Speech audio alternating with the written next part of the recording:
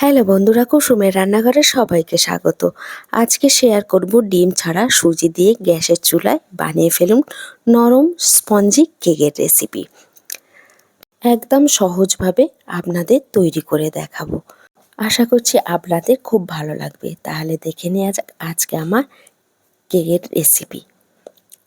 কেকটা বানানোর জন্য আমি সবার প্রথম এক বাটি সুজিয়ে নিয়েছি। তারপরে হাফ বাটি চিনি নিয়েছি। এক বাটি সুজির জন্য হাফ বাটি চিনি আর 3টে এলাচ দিয়ে এটা আমি গুঁড়ো করে নেব। তারপরে একটা বোল নিয়ে নিয়েছি। যে সুজি আর চিনিটা গুঁড়ো করে রেখেছিলাম সেটা বোলের মধ্যে নিয়ে নেব। যে বাটির মাপ করে আমি সুজি নিয়েছিলাম সেই বাটির মাপ করে এক বাটি ময়দা নিয়ে নিয়েছি।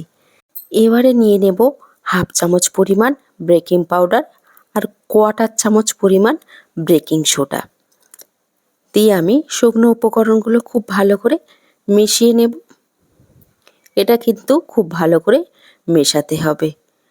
খুব ভালো করে মেশানোর পরে তারপরে এখানে আমি দিয়ে দেব যে বাটির মাপ করে আমি চিনি নিয়েছিলাম ওই বাটির মাপ করে আমি দিয়ে দেব রিফাইন অয়েল।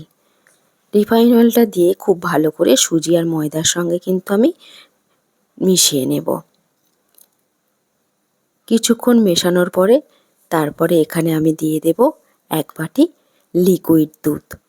আমি আগে থেকে জাল করে রেখেছিলাম লিকুইড দুধ, সেটাকে দিয়ে দেব। দিয়ে আবার আমি এটাকে খুব ভালো করে মিশিয়ে নেব। আমার কিন্তু আর একটু দুধের প্রয়োজন হবে। দেখুন এইভাবে কিন্তু আমি 2 থেকে 3 মিনিট মিশিয়ে নিয়েছি। এখানে আরও হাফ বাটি লিকুইড দুধ দিয়ে দেব। টোটাল আমি 1.5 বাটি দুধ ইউজ করলাম। দুধটা দিয়ে খুব ভালো করে আবার মেশাতে হবে। 3 থেকে 4 মিনিট কিন্তু আমি খুব ভালো করে মিশিয়ে নেব। দেখুন আমার কিন্তু কেকের ব্যাটারটা আমি এরকম ঘন রেখেছি। আমার কিন্তু কেকের ব্যাটারটা একদম রেডি হয়ে গেছে।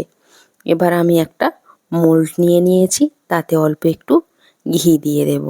আপনারা চাইলে এখানে রিফাইন অয়েল ইউজ করতে পারেন। ঘি আর ময়দা দিয়ে আমি কেকের ব্যাটারটা ঢেলে নেব। একটু এরকমভাবে একটু আমি ট্যাপ ট্যাপ করে নেব যাতে না ওর মধ্যে কোনো লাম্পস থেকে থাকে। তারপরে একটা চামচ দিয়ে মাঝখান বরাবর আমি দাগ দিয়ে নেব। আরও একবার এটাকে খুব ভালো করে ট্যাপ ট্যাপ করে নেব। তারপরে এখানে একটা সিলভারের ডেকচি নিয়েছি গরম করে, একটা স্ট্যান্ড দিয়ে দিয়েছি। এটাকে বসিয়ে দেব মোলটাকে। তারপরে ঢাকনাটা বন্ধ করে 40 থেকে 45 মিনিট আমি রেখে দেব লো হিটে।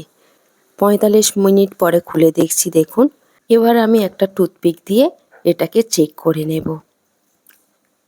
দেখুন আমার কিন্তু টুথপিকের গায়ে একদম লেগে যায়নি। আমার সুজির কেকটা রেডি হয়ে গেছে। আমি এটাকে একটু ঠান্ডা করে নিয়েছি। একদম নরম তুলতুলে সুজির কেক রেডি হয়ে গেছে। দেখেই নিশ্চয়ই বুঝতে পারছেন কতটা সফট হয়েছে। আমি ছুরি দিয়ে কেটে দেখাচ্ছি, দেখুন এই রকমভাবে কিন্তু আপনারা সুজি দিয়ে কেক তৈরি করে নিতে পারেন বাড়িতে।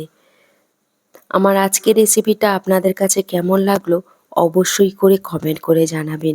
ভিডিওটা ভালো লাগলে একটা লাইক দিয়ে চ্যানেলটাকে সাবস্ক্রাইব করে আমার সাথেই থাকবেন। ভালো থাকবেন, সুস্থ থাকবেন। আবার ফিরে আসবো অন্য কোনো রেসিপি নিয়ে।